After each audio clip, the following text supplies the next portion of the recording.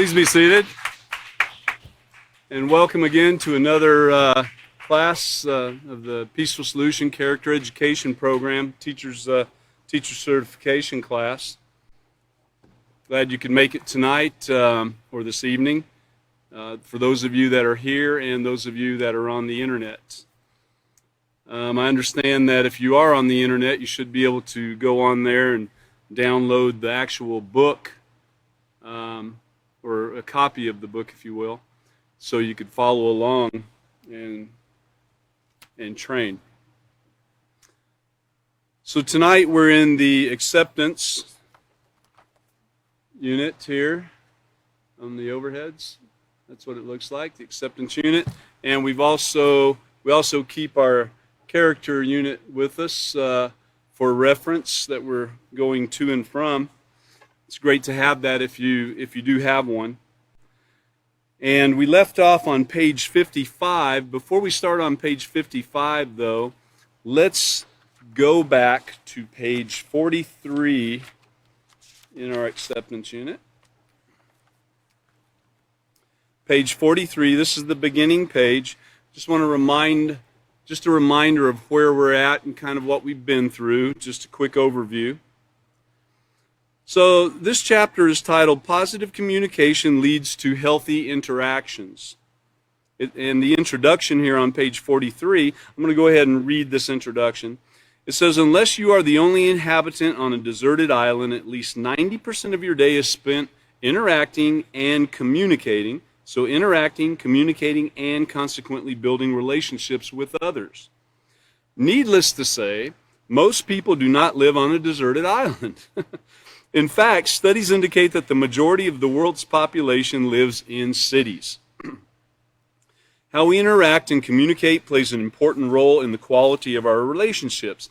Now, if you've ever said something that was misunderstood by someone, then you know the problems resulting from poor communication. Poor communication can cause conflicts, hurt feelings, and can convey an attitude of intolerance. In the previous chapter, we learned that intolerance in any form is negative and has the potential to cause resentment and animosity. Communication is vital to our lives if we are to be successful. We must learn how to communicate positively and effectively. Through positive communication, misunderstandings and conflicts can be avoided. In fact, how we communicate conveys our acceptance of those around us. And in this chapter, you'll learn that positive communication, interaction, and mutual respect lay the foundation for all healthy and moral relationships.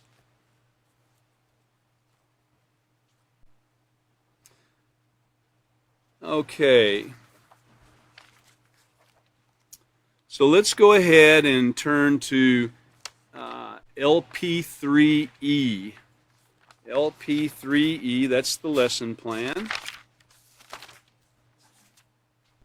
It's on page LP, or lesson plan 3, page E. And if you look up at procedure number 7, now we've been through most of that, and currently we're about 3/4 of the way through page 55. So if you look about halfway down in procedure number 7, it says, have students turn to page 55 in their handbooks and read and discuss the section entitled Negative Selfish Relationships Hurt. Then we'll have students read the scenarios on page 56 and answer the questions that follow. Now, it's important to know the difference between a positive and negative relationship, and that's what we're looking at tonight. Negative, selfish relationships hurt. We've been learning about building relationships. We've been learning about how to listen and how to say what you mean. We've learned a little bit about how body language can affect our communication and even speaking. A relationship is only positive if both parties treat each other with respect and consideration. That's a positive relationship, if both parties are working together to bring this forth. Let's go ahead and turn to page 55 then. and take a look at that. Okay, on page 55, just going back up to the top for a minute. Now, Catan covered this on Sunday, I believe, and it starts out with negative selfish relationships, unlike positive ones, or positive relationships of concern, are another form of intolerance. Now, if you remember intolerance, turn over to page 24 real quick. We'll just look at this. Uh-oh, went too far. Page 24. And if you look at that page, it says an equation of hate. It starts out with intolerance. Intolerance is unwilling to accept any person and unwilling to help them overcome things that are not beneficial. Then plus, with inconsiderate, displaying a lack of thoughtful concern for others. Then plus racism, the mistreatment of a group of people due to nationality or ethnicity. And then discrimination, which is the treatment or consideration based on class or category rather than individual merit. You know, it's partiality and prejudice. It all equals hate, which is an intense hostility, an extreme dislike. And these words are part of our vocabulary because of a lack of acceptance. Now back to page 55. So they can tear you down by devaluing your worth. And any relationship where you are abused verbally, physically, or emotionally, or sexually is negative. And remember that verbally and emotionally. I mean, we think a lot about an abusive relationship being one where somebody's getting hit in the face or something, you know. But remember, being abused verbally, I remember there was a kind of a cartoon that showed what it was like to abuse someone verbally. In fact, it said that it hurts more than even the physical hurt. And it showed a fist coming out of the person's mouth, you know. And it really does. Verbal abuse stays with somebody. Verbal abuse and emotional abuse stays with people like all their life. While they might get over, you know, a bruise physically or something like that, the verbal and emotional abuse can last an entire lifetime. And, of course, the sexual abuse, too. These types of relationships can cause serious psychological damage, fear, and distrust. And one example of a negative relationship is the bullying. In elementary and middle schools, bullying has caused problems that range from low self-worth to violence and physical aggression. Often people accept being abused or bullied because they think it will help them fit in with the crowd and be accepted. Now, children, listen to this. Again, people sometimes accept the being abused or bullied because they think it'll help them fit in with the crowd and be accepted. That's not the right thing. You should never go along with that. Or they think it's okay if their friends mistreat or abuse them. No, it's not okay. Be aware of anyone who uses violent acts such as hitting, pushing, name-calling, and then claims to be only joking. Being picked on, teased, and physically abused are not things to laugh about. Adults get involved in this, but children seem to get involved in it quite a bit without really knowing, you know, what they're getting into. They think they're having fun, or at least the one doing the bullying at the time. And don't retaliate. Don't fight back with the bully. You need to find an authority and let them know what's going on. Ask for help. Okay, well, now we're going to be starting where Catan left off there on the last paragraph. It says, here's the bottom line. Abusive relationships are not funny, and it is not the way people with a positive moral character would treat others. Allowing yourself to be abused will not help you to fit in. So keep these words in mind when we're going throughout the week. We, teachers, learning to be teachers of the Peaceful Solution, students of the Peaceful Solution, Let's remember these words. Abusive relationships are not funny, and it is not the way people with positive moral character would treat others. Now, we always want to be that example of doing the right thing. We always want to be the example of the positive moral character in how we treat others. The peaceful solution, though, keep in mind, is not an excuse to let things go, to not correct a situation. It's also not an excuse to not talk to an authority. If there's a problem, and someone's having a problem, you can be their friend and be an example showing positive moral character if you find an authority that can help out with that problem. I know in the past sometimes people have used the word snitch, something like that when they know there's a situation taking place and they say, oh no, I'm not going to tell anybody, I'd be a snitch. Well, you got to get that word out of your vocabulary. That is nothing positive. That's a negative word. How could you possibly help a friend in need that's having a problem that possibly an authority figure could help out with, and they could talk with them and help them through that situation? How would you be helping by not saying anything about it? You're not. So, didn't mean to get too far off into that, but by being an example of using and putting to work in your life positive moral character on how you treat others and yourself, you've got to remember these things. I hope that was clear. Allowing yourself to be abused will not help you to fit in. It will only make you a victim. If this is occurring to you, use the following suggestions to help you deal with your situation appropriately. So don't downplay or ignore abusive treatment. All that will do is cause you to hold a grudge. It'll cause it to build, and you'll be hanging on to it, and you'll be like the guy that drinks a glass of poison waiting for someone else to die. It doesn't work. It only hurts you if you're holding a grudge. Talk to someone you trust who will listen and recognize how serious your situation is. And then never try to retaliate or get even. People with moral character will handle even the worst situation in a positive way. And that's what we're learning and what we want to get across to our students. We want to impart this knowledge of how to do these things. But, knowledge without action is kind of useless. You can have the knowledge, but you got to put it to work in your life. You have to use it.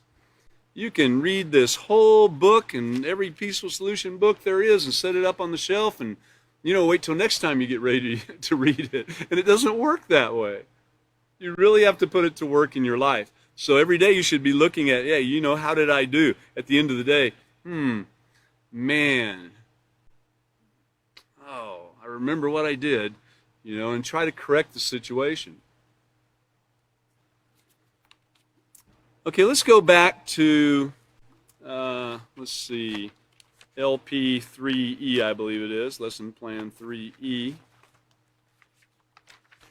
And let's take a look again. Well, we already looked at procedure number 7. We've completed that. Let's go on to procedure number 8. It says to explain to students that hostile and devaluing interactions are a form of intolerance. I think we've pretty well covered that at this point. But intolerance in any form has the potential to create conflicts between people. It has the potential. It doesn't have to, but it will when you open your mouth or take some action that shows forth that intolerance. Healthy interactions convey an attitude of acceptance, because the healthy interactions are ones that are positive, where you have at least two parties working together to have a positive relationship.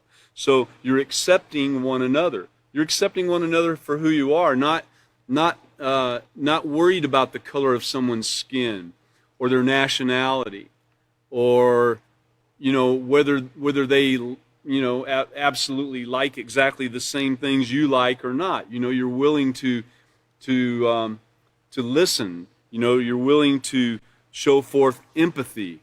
And I didn't say sympathy. Sympathy is when you agree with somebody on their situation too, or on their opinions. You got to watch what you're sympathetic to. But we can always show empathy. And that's like being able to walk in another person's shoes for a while, to understand where they're from, where they've been, what they've experienced. It might be far worse than what you've experienced. On the other hand, what you've experienced in other areas may be far worse than what they have. So you work together to have a positive relationship. Keeping that in mind, not locking down on just because you didn't do it that way. That's the only way to do it, is what you think. No, there are other ways to do things that still accomplish positive end results. So you have to have an open mind and be empathetic, have true care and concern for the other person. That's what a positive relationship is all about.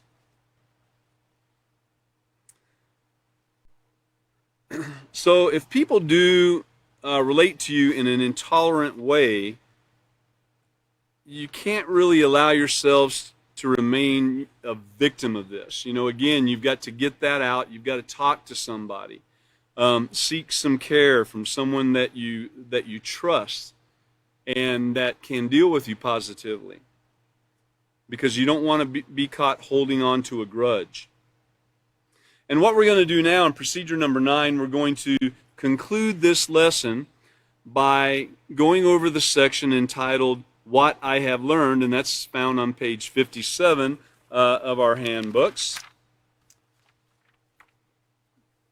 Now, page 56. I'm sorry. We're going to go to page 56 there. The negative selfish relationships hurt, and we're going to look at the scenarios briefly on page 56 before moving on to page 57. I'm sorry. Okay, go to page 56. Now, Sheila and her friend Val were discussing how to spend their afternoon. Well, I want to go to the mall. My mom is going, and she said she would be glad to take us, said Val. Well, I don't feel like going to the mall, responded Sheila. I know, how about the library? What a stupid idea, said Val. Who in their right mind would want to spend the afternoon in the library? Well, based on this discussion, would you classify Sheila and Val's relationship as positive or negative? Well, of course, it's negative. So some of the reasons why, Val's criticism of Sheila is likely to, or her ideas, is likely to hurt her feelings, make her feel embarrassed or so forth. And like I said before, people don't always agree on what they want to do. But you have to be open to it and not cut somebody else down just because they want to do something you don't want to do. You work together. You compromise. Let's go to number 2. Mark desperately needed to borrow his brother's baseball for practice, but his brother, Jeremy, was not at home. Mark decided to take the baseball, use it, and return it before his brother got home. I have a question right there. I always wonder sometimes on the scenarios as we start reading, why didn't Mark already have a baseball for practice? If he knew he was going to have practice, why didn't he already have that situation taken care of or have his own ball? But anyway, Mark decided to take the baseball, use it, and return it before his brother got home. However, during practice, Mark hit the ball out of the park and into the lake. Having no other choice, he had to tell his brother that he had taken the ball without permission. I wonder how he did that. I wonder if he told him that he hit a home run or something first, and then, but it went into the lake. So anyway, he tells his brother, and after listening, Jeremy patiently explained, look, being brothers does not give you the right to go into my room and take whatever you want. I need to know that I can trust you to respect my belongings, just like I respect yours. Mark apologized and offered to use his next allowance to buy a new baseball for Jeremy. So did Mark's brother communicate his feelings appropriately? Well, yeah, he did.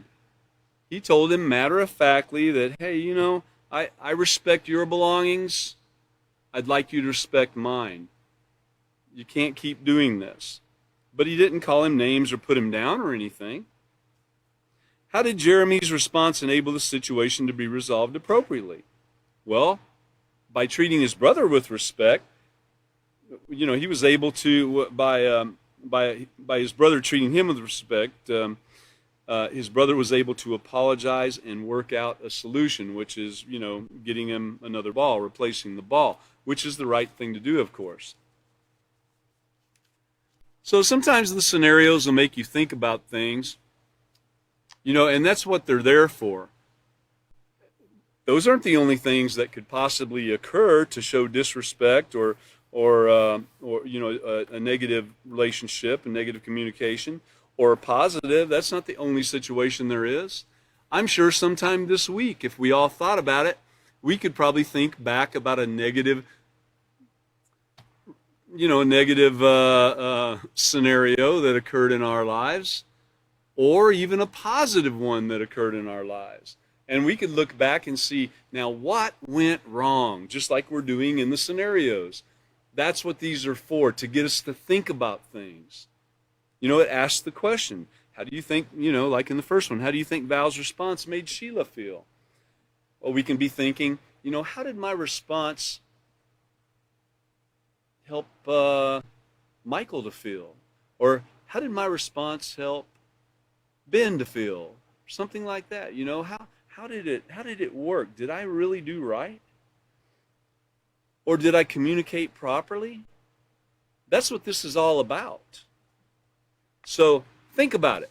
That's what that page is there for. Put your own scenario there on something that occurred in your life, Okay. So again, in Procedure 9, I already mentioned it. We're going to go to What I've Learned, found on page 57. And the healthy interactions result from positive communication with ourselves and others. This is back on Lesson Plan 3. Sorry about that, 3E. Healthy interactions, when nurtured, have the potential to develop into strong relationships that encourage us and help us to grow as moral individuals. That's because we'll have other people helping us to do that too. When you have positive relationships, then those relationships, you work together to, I've heard it said that iron sharpens iron, so we work together to grow. We work together to get past our difficulties and our differences of opinion and so forth. And we work towards these positive relationships. Let's go ahead and turn on over to page 57 now. And we'll start out with number 1. Communication is the basis for our interactions. Now, before I say what page it's on that I'm going to cover, some of you might already have some notes as to what page is covered. Or you might think about it for a moment and think, wow, what pages were talked about there? Did that talk about? But I'm going to go ahead and tell you that I'm going to page 44, and you can follow along if you like.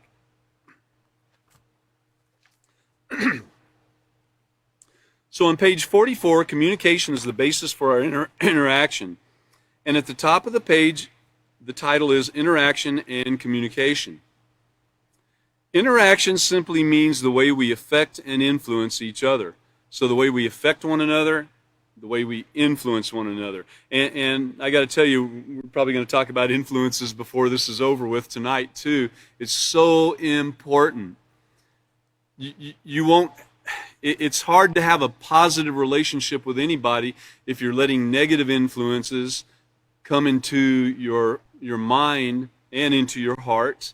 If you're letting these negative influences in, because they might be, the negatives might be against the very things you're trying to improve upon.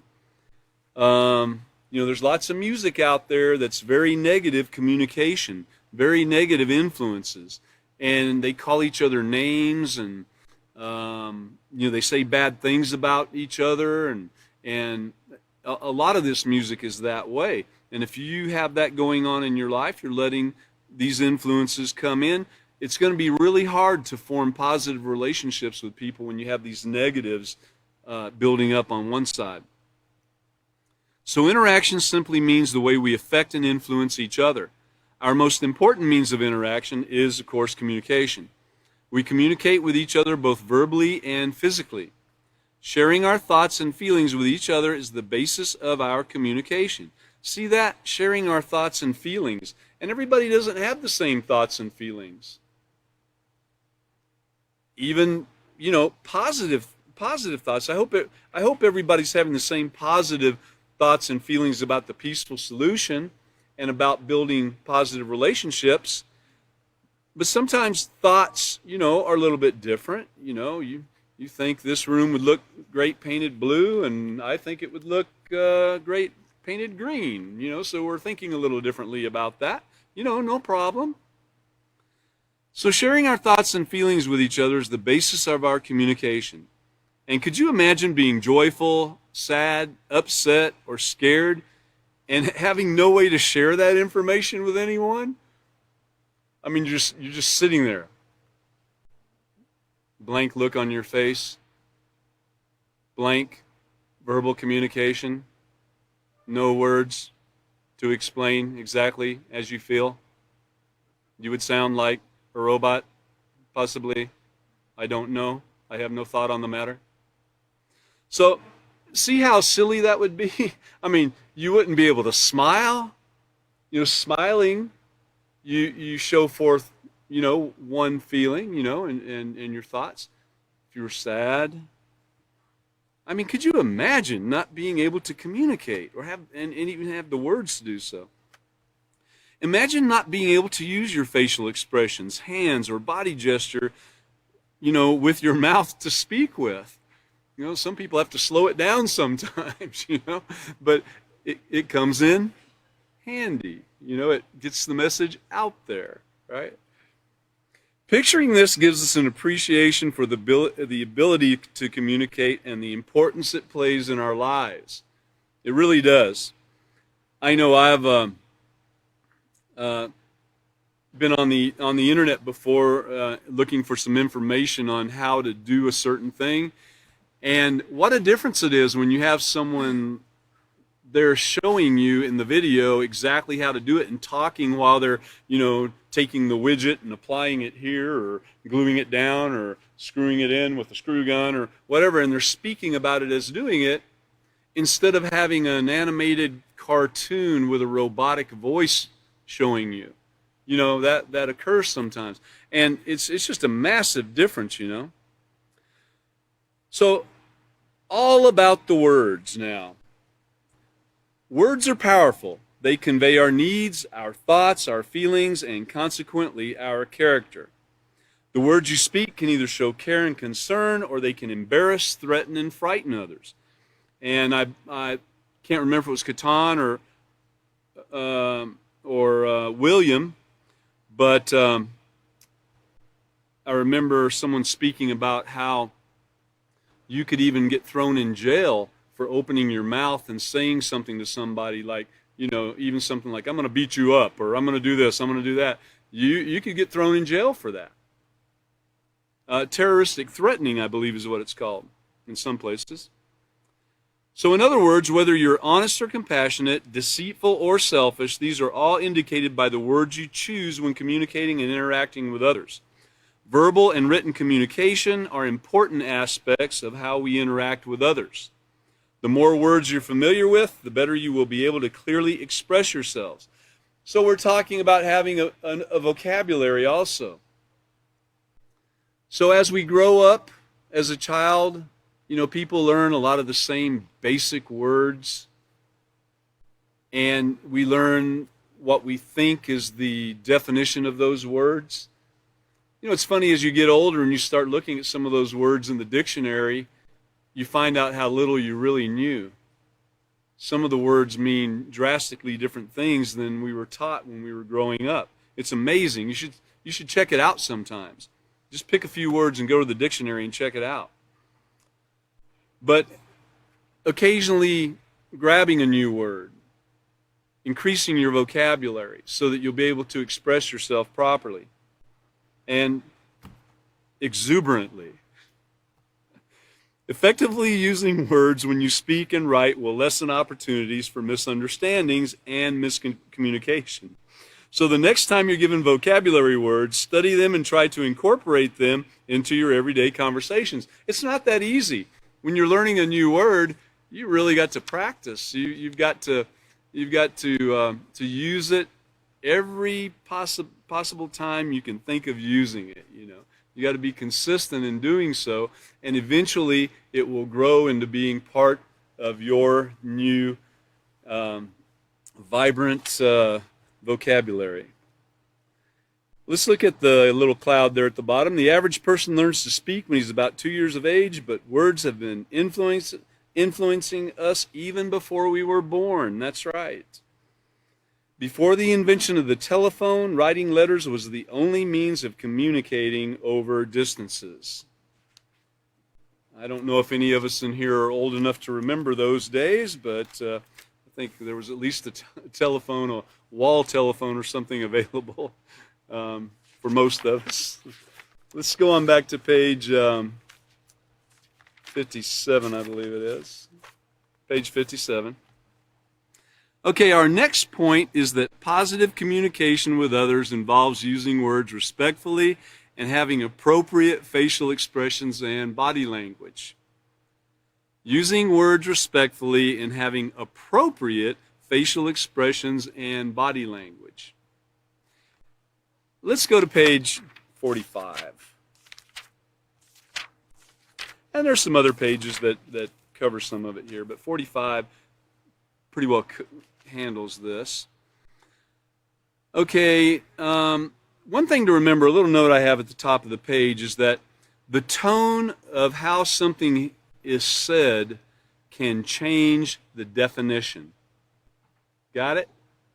The tone of how something is said can change the definition. Well, let's look at the little pictures there at the top. It's like the young man. He's standing there, he's got his head down, kind of slumping a little bit. I'm not sad. Really, I'm fine. That's not, for those of you that don't have it, you got to see this, Okay, so there's the young man. He's got kind of a sad face there and slumping down. And he says, I'm not sad, really, I'm fine, Well, what would you think if you were there? You would know that he was really sad, right? And that the words he was saying really didn't matter. Everything's changed when you're looking at how his body language and his tone of voice and everything is coming at you. And here's another one. This one, he's ready to fight, and he says, I said I'm not angry. He's ready to fight. I said I'm not angry. So, if you were standing there talking to the guy, you would quickly think, let me get away from here. This guy's out of control. So it's how you say it. Did anyone ever tell you they were not angry, but by the way they said it, you knew they were? Did you ever tell someone you were fine, but they could tell that you were not being honest about your feelings? As important as words are, our tone of voice, our facial expressions, and body language help to convey our true feelings. It's not just what we say, our words, it's how we say it. Our tone of voice, how we look and act when we're saying it. Our facial expression and our body language. And I don't know, I'm smiling a lot tonight about this, because I really do like this. I find it very interesting how there's a couple different ways of saying things like that, of how you can look somebody in the eye and say, you're one of my best friends. Well, what would you think if I said it to you like that? You'd probably go away wondering, one of his best friends, what was that all about, So the communication is very interesting that, the hand gestures, the smiling, the body language, the posture, all of that comes into play. And I know I've been to it through a few speech classes, as well as some of you have, and we know that those things make a difference. Okay, So it's not just what we say, our words and how we say it, our tone of voice, and how we look and act when we're saying it. That's our facial expression and body language. Our tone of voice reflects the emotional intent behind our words. Now, this is where the definition can change. Our tone of voice reflects the emotional intent behind our words. For example, when you're angry, your voice has a harder edge and will usually increase in volume. And if you're really angry, it's really kind of hard to control that. If you're already at the point that you're a little bit out of control, you're probably not going to be controlling your tone of voice and everything to where you're smiling and speaking softly to the person. But when we say the words "I love you," we say it with a softer voice, or when we say those, and in a carrying way. If we're sad, our voices are usually lowered, less energetic, and might have a quality of despair. And remember, it's always on our face. Our facial expressions also help to convey our true feelings. Have you ever heard the old saying, actions speak louder than words? Well, yeah, that's something to remember too. Again, about being an example of positive moral character. Our actions speak louder than words. People see you, they're watching, they're listening to you. And it's important to remember too, as a teacher. People are not only looking at you, they look up to you. They put the teacher on a bit of a pedestal, a position of honor. And so when you do something that doesn't go along with positive moral character and keeping this peaceful solution, it's going to hurt them more than if it were like, for say, another student. It's going to hurt when they see you do something. So we need to really keep that in mind. Our emotions act out scenes on our faces. Have you ever looked at someone and knew that they were bored, joyful, sad, angry? Oh yeah, we all have. Well, these, along with many other emotions, can be clearly read and understood through our facial expressions. And of course, it gives a picture here, a few pictures here at the bottom of people that different emotional states. Okay. Let's go on back to page 57, please. And let's look at point number 3. Now, even our ability to listen improves, my ability to listen improves my interactions with others. My ability to listen improves my interactions with others. I think it's been said before, that's why we have, 2 ears and 1 mouth. Who's never heard that before? Anybody? Okay, we all have. So we have 2 ears and 1 mouth, right? So our ability to listen improves our interactions with others. Let's turn to page 48.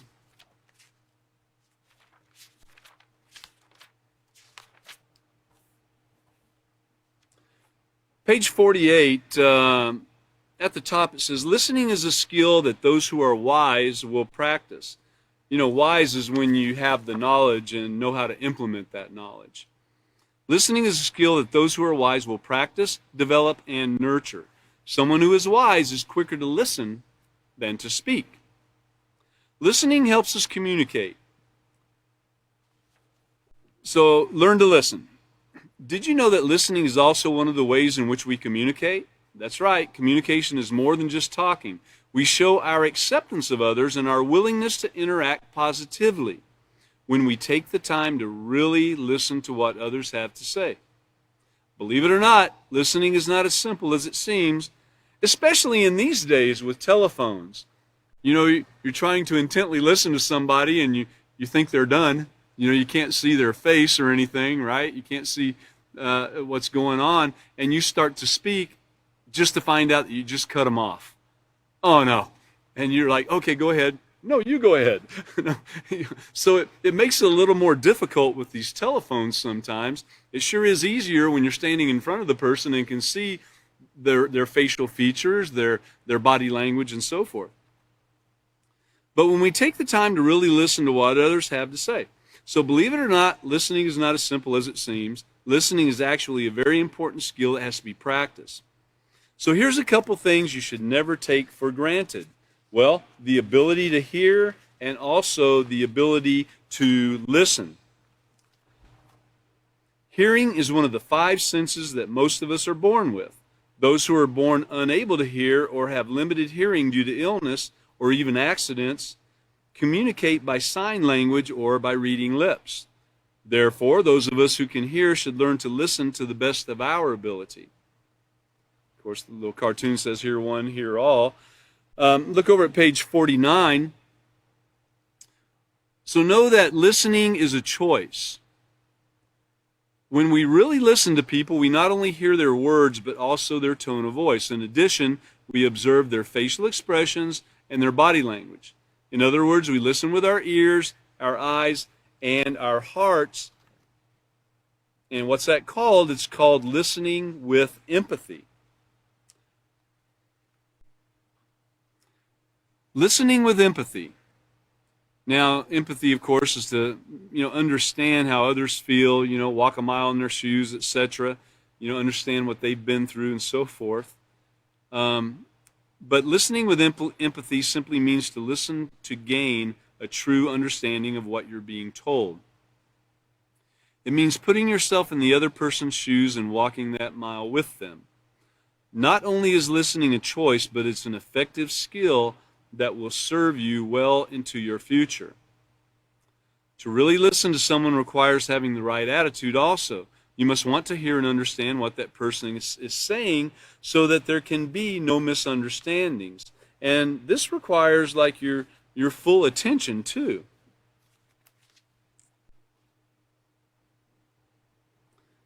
Here's a few points to remember when listening. Do repeat the intent of their words in order to ensure understanding of what's being said.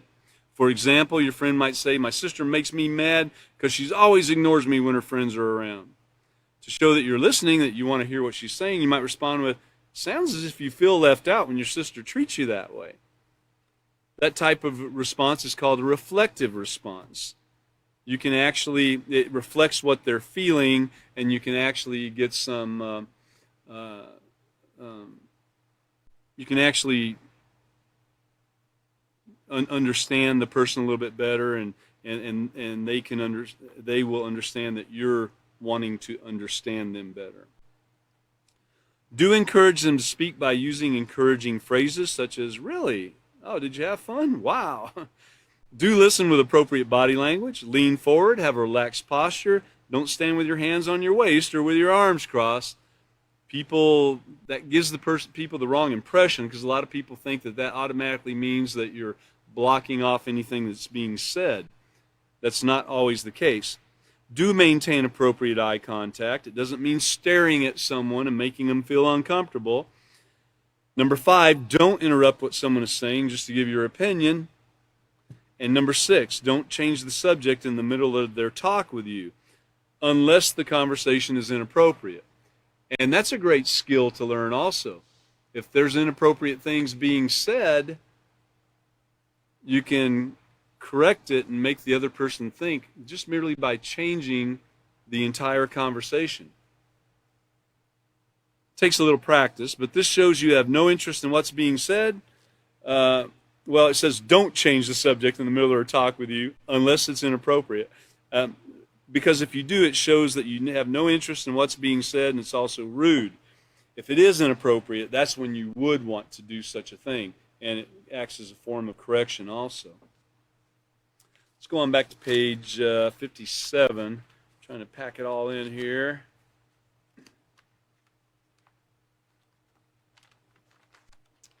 All right.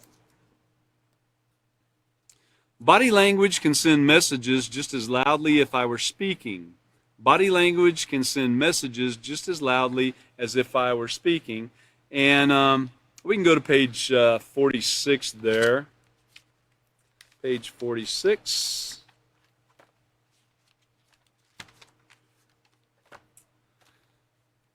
So there's something to read there about body language. Before sound was incorporated into film, the public relied on the actors and actresses to portray their feelings by their facial expressions and body language. There's still a form of entertainment which relies exclusively on one's ability to interpret communication through expressive body or facial expression, and this is called pantomime. Body language is another way we communicate our needs and feelings to others.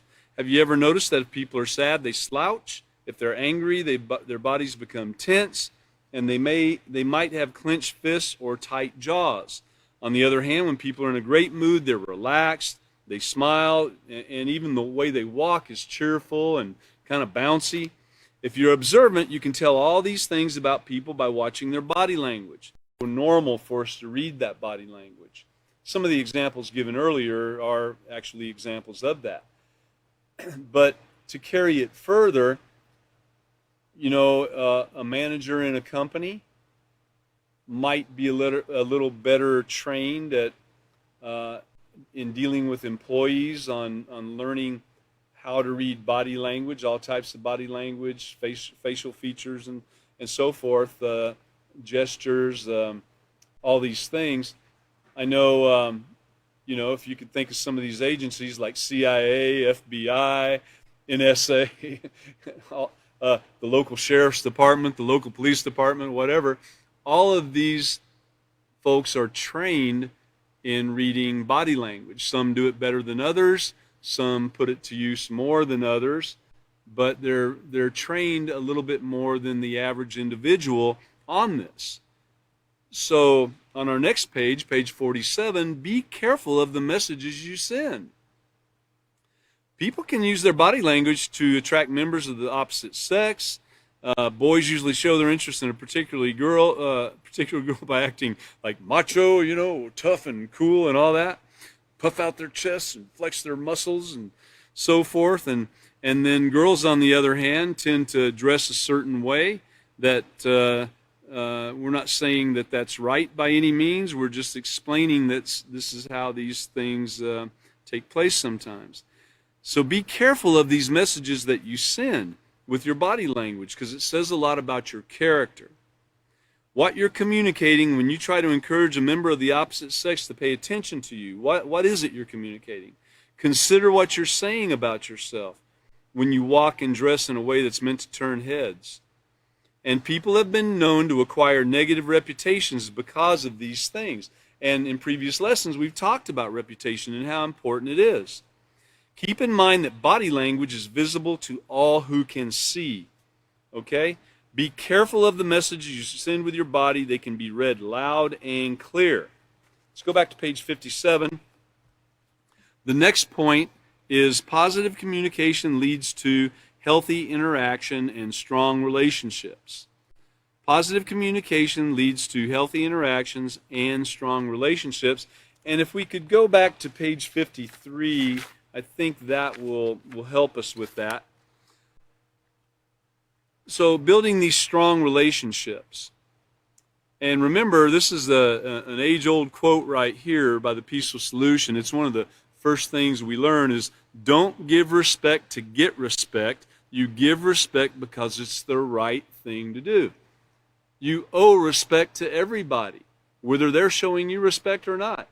This is quite different, especially for those of y'all out there listening tonight. It's quite different than what you might see on posters from different character education programs, or it might be quite different than what you've learned from your teachers and even from your parents and friends and everything all your life. Because the common thing is, you gotta give respect to get respect, or when you get respect, you give respect. It's always okay. Are you giving it first or getting it first? But just remember, giving respect is the right thing to do, and you owe it to everybody. Always show respect. Building relationships. A relationship is built when mutual interaction connects two or more people as belonging or working together. Although there are many types of relationships, they all result from communication and interaction, which is what we've been talking about here tonight, and the past several nights actually. Some relationships are personal while others are professional. A personal relationship involves two or more people who know each other well and are comfortable around each other. Now, in that situation, you're going to readily know a person's body language and, if they're sad or not, or if they're joyful or not. And, you've had a long time to learn about them and learn all their quirks and so forth. The relationships that you share with family or close friends are examples of personal relationships. A professional relationship is more formal. For example, the relationships you share with your teachers or boss are examples of professional relationships. So this was mentioned in a recent class too. You wouldn't go up to the CEO of the company you work for. You're walking by, or he's taking a tour of the company and you're there working. You turn around and say, "Hey dude, how's it going?" Or to the principal of your school, you wouldn't just say, "Dude, what's going on?" You're not going to do that. That's a more formal relationship. You probably wouldn't want to do that with just about anybody, but definitely not with someone in authority. For instance, you're going to if your principal is Mr. Jones, you're going to say, "Oh, hello, Mr. Jones, how are you today?" Or, you're going to respond quite differently. And, of course, there's rules everywhere. Whether you're aware of it or not, all relationships, both professional and personal, have rules and guidelines that govern this behavior and interaction. Many workplaces and schools have a code of conduct. You got to remember, it covers verbal and physical respect for others at all times. And relationships such as those between teacher and student or doctor and patient, these are professional. And there's some rules that kind of govern these things. When the rules that govern personal relationships are compromised, the result is also abuse that could range from verbal to physical and sexual. Sexual behavior between family members, for example, is not only immoral, but it's also devastating to everybody involved. And it violates the bond of trust that must exist, too. That would not be a positive relationship. So there's rules that govern relationships, and we're talking about those rules all throughout the Peaceful Solution Character Education program. Let's go back to page 57 for a moment. Well, hold on. Go back to page 54 for just a minute, because at the bottom half, when people mutually follow the rules governing relationships and interact with consideration and concern, true respect, they are forming positive relationships. Positive relationships are respectful and motivate you to make moral choices, fulfill your need to be accepted and to belong, and allow you to politely voice your opinions, likes, and dislikes. Positive relationships play an important role in determining whether you develop a moral or negative behavior. So be conscientious to treat others fairly and with respect. It takes a lot of work, and you work at it consistently. This shows value for life and that you have a positive moral character. Okay, let's go back here to page 57 and look at the last point there. Understanding positive and the negative moral relationships will enable you to make wise choices that will help you to avoid being mistreated by others. Well, on page 55, if you look there, it talks about the negative selfish relationships that hurt, and this is the thing that we want to avoid. So understanding the positive moral relationships will help you to make wise choices that will help you avoid being mistreated by others. In many different ways, we can control a lot of how others treat us by how we interact with them too. If you start out your interaction with somebody positively, showing them respect, with a smile on your face, it's really kind of hard for them to come back in a terrible, angry way. On the other hand, if we are not conducting ourselves appropriately, it would be very easy to get somebody to come back at us in an angry, inappropriate way and creating a negative relationship rather than a positive. I would like you just briefly, we got just a moment. If you have your character unit, turn to page 79 real quick. Turn to page 79. I'd like you to remember that in all of this, influences make a huge difference. These are influences. He's being bombarded by influences. Being bombarded by, of course, there's positive influences in our life, and there's negative influences in our life. And so we really have to learn to keep those negative influences out and keep as many positive influences coming our way to be able to have these positive relationships, to be able to control ourselves and show respect to every individual, every day, every time. You know, you got to work on it. It's tough to do. So we need to, you can write this down on page 80 in your character unit. It talks about setting our mind in advance, you know, being prepared on how we're going to deal with things, especially if we know we're going into a situation that in the past has proven to be tough for us to handle. And then remember on page 85, the curveballs and pitfalls that come our way. These things come when you least expect it. They come just out of the blue. So again, be ready, be prepared for these things. And then lastly here, page 88 talks about leaving yourself room to grow. So in all of this that we're talking about, and learning the peaceful solution, learning to teach the peaceful solution, learning how to have positive relationships, you know, you're going to make mistakes along the way. So we have to remember to leave ourselves room to grow. Don't keep kicking yourself. Just realize what you did and talk to somebody that you can trust about it. They can help you with it, and then determine in your mind, set your mind in advance that you're going to do it differently next time. That's having room to grow, okay? Don't kick yourself too much. Kick yourself a little bit, but get over it really quick and then learn from it, okay? And I'm really glad everybody could show up here tonight. And our next class will be on, this coming Sunday, which would be the 5th, Sunday the 5th. Thank you. Appreciate that. Sunday the 5th at 5:30, and so please attend again. Thank you.